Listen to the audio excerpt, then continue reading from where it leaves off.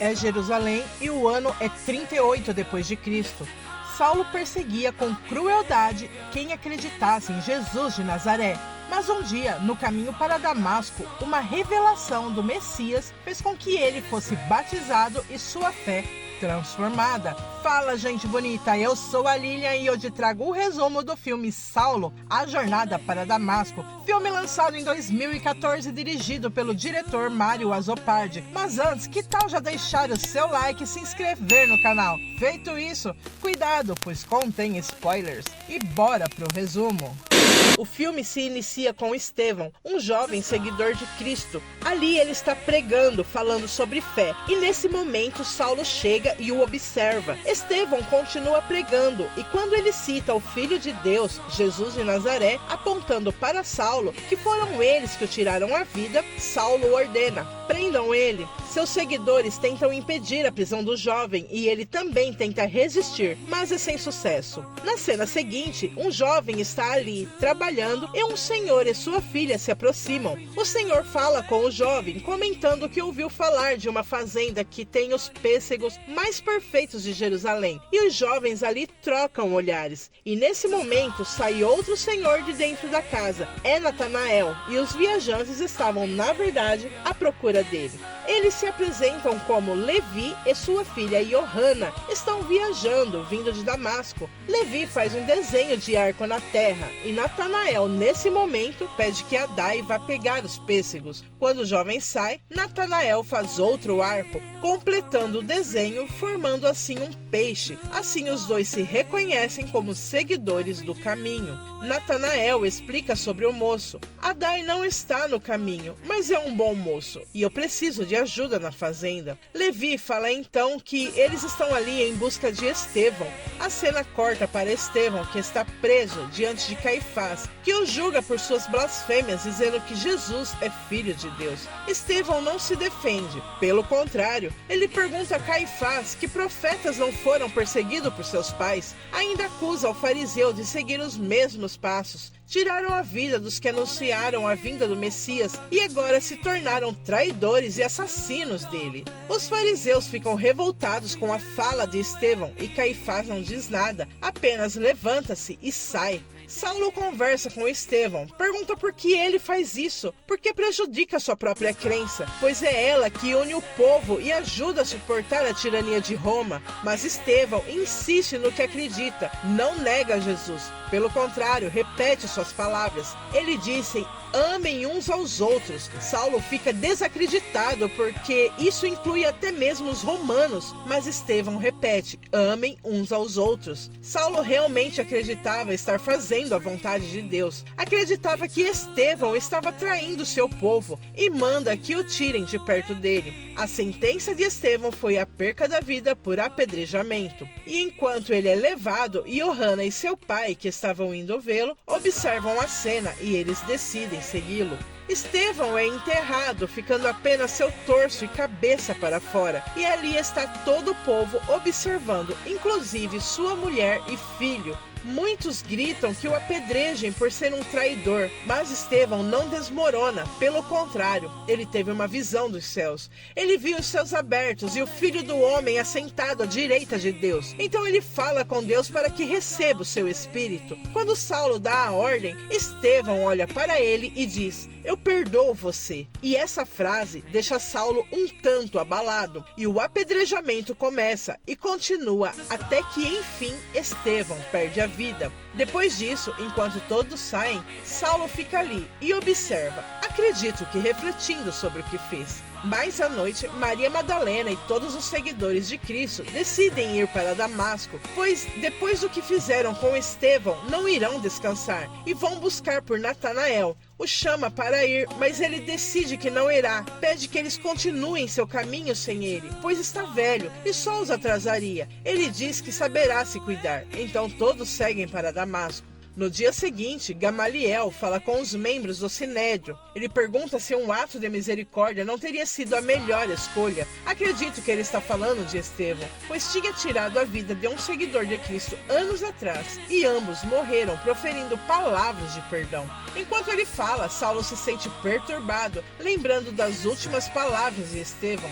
dizendo que o perdoaria. Gamaliel dá o conselho de ignorar os seguidores, pois se esse movimento for proveniente apenas de homens, ele irá se acabar sozinho. Mas se provém de Deus, eles estão lutando contra o próprio Deus. Nenhum homem, romano ou judeu, poderá pará-lo. Saulo se levanta, pede a palavra, concorda com Gamaliel, mas enfatiza que eles não devem ficar parados, pois um pastor não fica parado enquanto um lobo abate suas ovelhas. Ainda diz que a fé está sendo atacada por aqueles que perverteram as leis em nome daquele que se autoproclamou o escolhido, e diz que deixem Deus julgar se suas ações são justas. Caifás então encerra a reunião.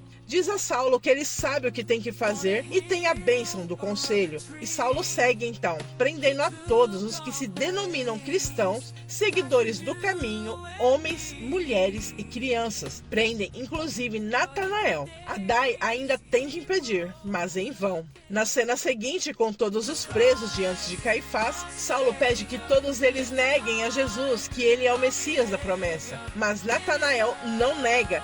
Diz que não pode, ele não tem mais nada, somente as palavras do Nazareno, e é a sua única esperança. Nem mesmo os outros se atrevem a negar a Jesus. Caifás dá a sentença de Natanael. Ele será mantido preso e apanhará até seu juízo perfeito.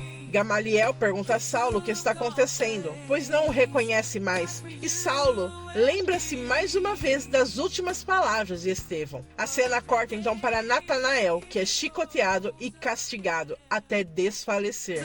Com tudo o que aconteceu, Adai segue para casa, volta e vê a desordem que está, restando apenas a única cabra que tinham. Em outra reunião, Saulo fala como a palavra tem se espalhado. Muitos seguidores de Jesus se refugiaram em Damasco, acreditando que por causa da jurisdição romana nada poderão fazer lá. Mas ele diz que tem descendência romana, pode entrar lá como cidadão romano e ir atrás deles. Caifás dá sua permissão. Na cena seguinte, Adai segue até Damasco, vai até onde está Levi e sua filha. Ele leva a cabra até Levi e pede a mão de Johanna em casamento. Mais tarde, Adai vai ver Johanna. É quando ela pede que ele se sente. Ela irá lavar os seus pés, mas ele a impede e lava os pés dela. Ele diz que a cabra era de Natanael. Ele não tem nada para oferecer, mas prometeu cuidar bem dela. E ela diz que é o suficiente. Adai diz a Johanna que gostaria de saber mais sobre o que Natanael e Estevão falavam. Eles escolheram morrer por isso. E uma pessoa só faz isso quando diz a verdade. Que bom que você veio, diz ela para ele. Não muito longe dali, Saulo segue na estrada para Damasco. O casamento de Adai e Johanna é realizado. Todos ali cumprimentam os noivos e é dado início à celebração. Mas alguém que não foi convidado e bem inconveniente nesse momento aparece dando felicidades aos noivos. É Saulo que lhes deseja felicidades e dá um presente à noiva. Quando ela pega o presente, Saulo tem a impressão de conhecer Johanna, mas ela tenta disfarçar. Diz que muitos viajantes passam ali no caminho para Damasco, então ele se lembra dela. Ela estava no apedrejamento de Estevão. Ela não nega e ele começa a reconhecer a todos que estavam lá. Saulo começa a interrogá-los. Pergunta a Levi se ele é seguidor do Nazareno, mas ali ninguém fala nada e Saulo diz que quer vê-lo negá-lo naquele momento. Tudo o que todos têm a fazer é negar a Jesus, mas ninguém nega. E Levi diz que sim, ele é seguidor do Messias prometido. Johanna também não nega, ela também segue a Jesus e chega a hora de Adai responder. Mas ele diz que sim, ele segue a Jesus. Saulo então manda que prendam todos eles. Quando um soldado empurra um deles, ele enfrenta o soldado que o derruba no chão. Levi vai até o soldado, que também o empurra. Caindo, Levi bate a cabeça em uma pedra e Johanna tenta ajudar o pai e é empurrada pelo soldado também. Com a confusão, o cavalo de Saulo se assusta e acaba pisoteando Johanna. Adai se solta dos soldados para acudir a esposa e um dos soldados verifica Levi e constata que ele já não vive mais. Nesse momento, uma tempestade de areia se aproxima. Todos olham e se assustam com o que veem.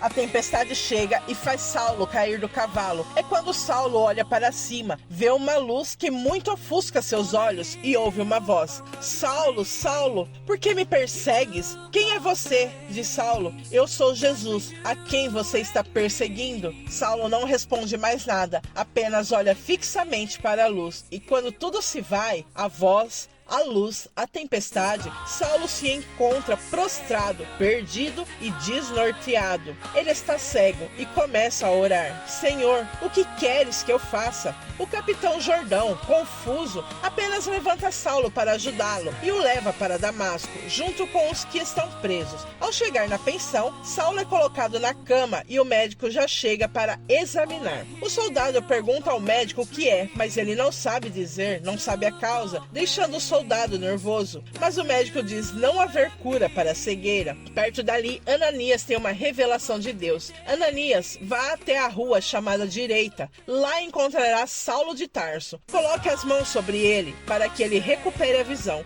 e seja testemunha da minha salvação. Enquanto Deus fala com Ananias, Deus também fala com Saulo. É quando Saulo grita. Ananias acorda e fica sabendo que Saulo de Tarso está em Damasco. Na manhã seguinte, Johanna desperta e pergunta pelo pai, e chora ao saber que Levi já não se encontra mais nesse mundo. Quando Maria Madalena fala que ele está com Deus agora, Esther, a mulher de Estevão, se revolta, pois ela acreditava que Deus os protegeria, mas na verdade a situação deles está cada vez pior. Ela perdeu o marido e agora estão presos. Ela então chama pelos guardas e diz que nega Jesus. Ela não o segue e só quer ir para casa, e os guardas a soltam, deixando ela ir embora. Adai olha para Johanna e diz que ele é como Esther, não consegue perdoar Saulo por ter feito o que fez com ela, com Levi e com Natanael. Mas Johanna, diferente dele, olha para o marido e diz que o perdoa. Ela perdoa Saulo, mesmo diante da negação de seu marido. O capitão Jordão está no quarto com Saulo, que acorda e pergunta o que o médico disse, mas ele tem como resposta de que não se sabe o que houve. Então Saulo diz que sonhou que um homem iria lá, colocaria a mão sobre ele e seria curado.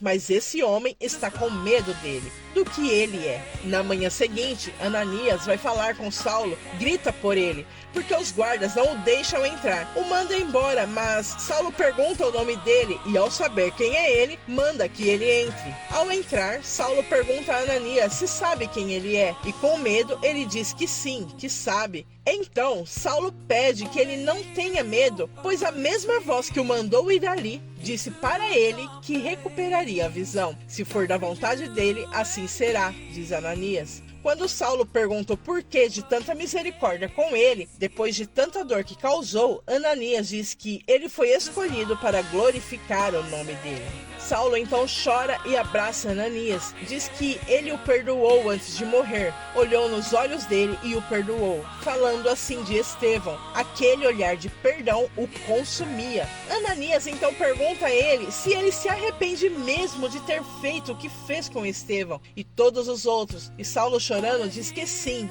muito. Então Ananias ora por ele: Saulo, o Senhor Jesus me enviou até você para que volte a enxergar. E enquanto Saulo está com Ananias, Johanna olha para os céus e vê suas maravilhas e alegra-se, diz o quão maravilhoso é. Quando Ananias termina sua oração, Johanna grita e se vai, parte de uma vida física para a vida eterna e sobrenatural, enquanto Saulo vê o milagre da cura feita em sua vida e volta a enxergar. O próprio Ananias fica abismado com a cura de Saulo. Na cena seguinte, Saulo vai até onde os cristãos estão presos e se depara com Johanna sem vida, e todos olham para Saulo, chocados por ele estar enxergando novamente, mas sem alegria nenhuma em seu semblante. Eles saem. Mais tarde, Saulo conversa com o capitão Jordão, seu amigo. Ele pergunta se ele não ouviu a voz que vinha da tempestade de areia, e Jordão diz que só ouviu o vento. Mas era uma voz de alguém de verdade, diz Saulo. Quando o capitão pede que ele diga o nome, ele diz: o Nazareno. Jordão fala que ele não é o mesmo homem que conversou com ele na semana passada. Saulo diz que agora aquele homem está morto. Jordão se impõe e diz que ele e Saulo têm uma missão para cumprir e vão cumprir. Então saem. De manhã, Saulo vai até os prisioneiros, pede as chaves para os guardas e começa a soltá-los. Jordão chega e pergunta o que ele está fazendo. Saulo responde que eles são inocentes e pede que garanta que eles fiquem livres e permitam que voltem para casa. O capitão diz que Saulo está louco, mas Saulo diz que estava. Ele causou muito sofrimento, mas Jordão pede que Saulo pare. Quando ele vê que Saulo não para, ele pede aos guardas que prendam ele. Jordão o tira do comando e lhe dá ordem de prisão, mas Saulo diz que ele está em Damasco e não tem autoridade sobre ele, pois ele é um cidadão romano. O capitão diz que tudo bem, mas os demais não são romanos e os levará com ele, e manda que prendam novamente. Quando todos saem, Jordão olha para Saulo e diz que amaldiçoa o dia em que o chamou de amigo. Quando o capitão chega aos portões de Damasco, ele se depara com guardas que pedem os documentos da jurisdição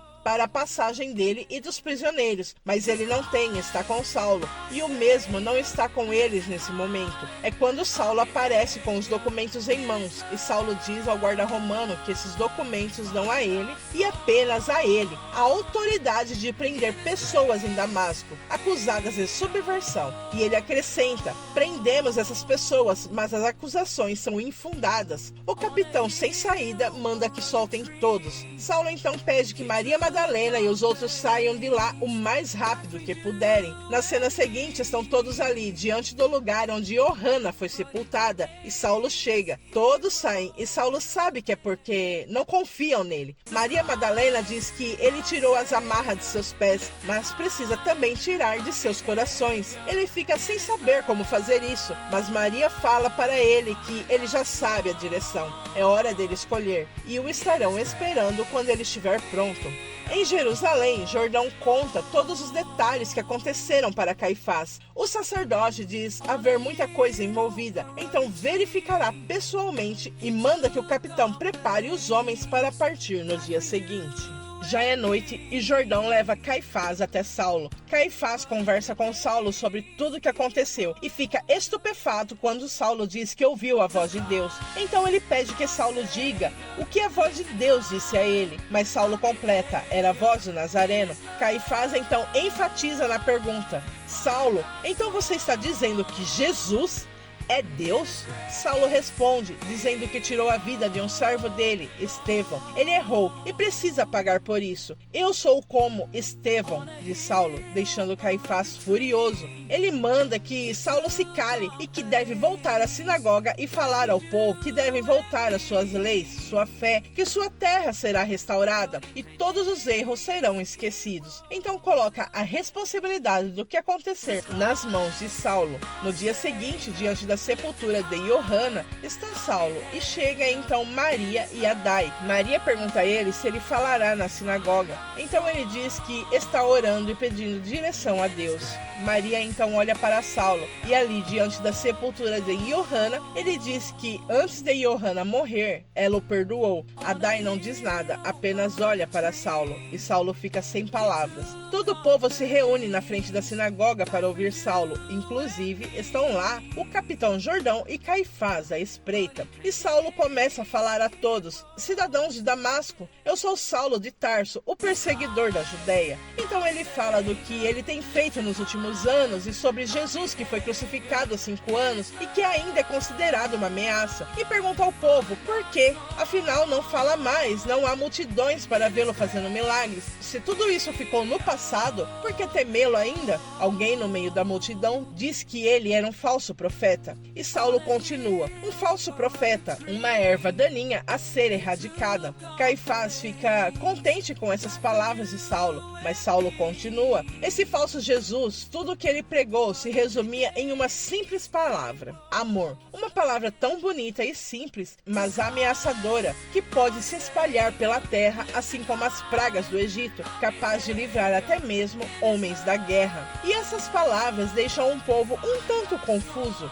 Então Então Saulo se apresenta ali naquele dia como Saulo de Tarso, enviado pelos líderes do templo de Jerusalém para ir ali e livrar a cidade dessa praga. E ele continua a falar, dessa vez, do seu caminho para Damasco, de ter atropelado uma jovem com um cavalo no dia de seu casamento, e nesse mesmo dia condenou à morte o pai dela e prendeu os convidados, todos eles seguidores desse falso Messias. Ele estava pronto para apedrejá-los, como apedrejou Estevão, outro seguidor do Nazareno, que na hora de sua morte o perdoou, assim como a noiva, antes de morrer, também o perdoou. E continua falando, se pergunta se foi essa maldição, o amor, que ele dedicou sua vida para destruir. Então ele enxergou as atrocidades que fazia. Como poderia Deus ir contra inocentes? Aquele Nazareno agonizou na cruz para manter sua palavra e gritou, perdoe-os, Pai, eles não sabem o que fazem. Então ele finaliza dizendo, Saulo de Tarso derramou o sangue de inocentes, mas Saulo de Tarso está morto e deste dia em diante deve ser conhecido como Paulo, seguidor de Jesus, o Filho de Deus. Caifás, furioso com suas palavras, mandam que o prendam, mas Paulo foge, pois sua missão não acaba ali. Adai fecha as portas para que, do outro lado, Paulo possa fugir, mas os soldados, na tentativa de abrir, acabam tirando a vida de Adai. À noite, Paulo se despede de Maria e os outros. Ele precisa ir e diz que se encontrem em Jerusalém. Ele sai da cidade sendo descido pela muralha em um cesto. E aqui começa uma nova jornada para a vida de Paulo. E agora me diz você nos comentários o que você faria ao ter a visão que Saulo teve, ouvir a voz de Cristo, o Senhor. Qual seria a sua reação? E se você ficou até aqui, deixe seu like. Se gostou do vídeo, se inscreva no canal, compartilhe para que mais pessoas possam se chegar. Acompanhe todos os nossos resumos e eu vou ficando por aqui. Até a próxima. Tchau!